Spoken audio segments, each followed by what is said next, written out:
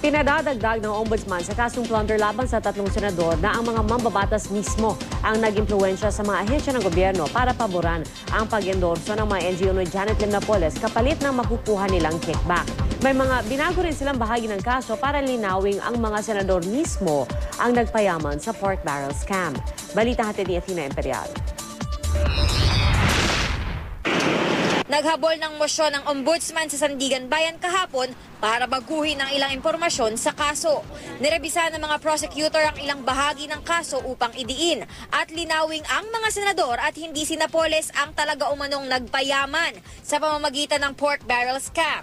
Sa kasong plunder kasi, mga opisyal ng gobyerno at hindi mga pribadong individual tulad ni Napoles ang dapat maipakitang talagang nakinabang sa mga iligal na transaksyon.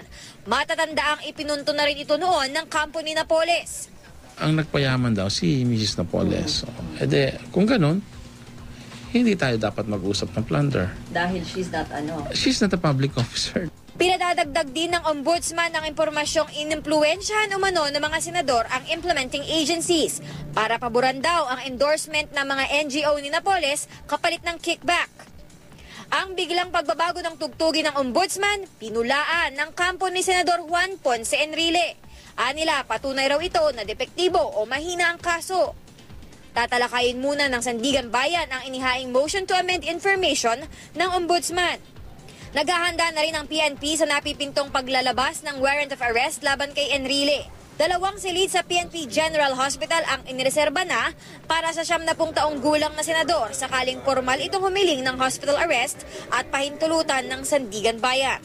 Ayon sa kampo ni Enrile, nakararanas ang senador ng alta presyon, vertigo at problema sa pandinig at paningin. Athena Imperial, GMA News.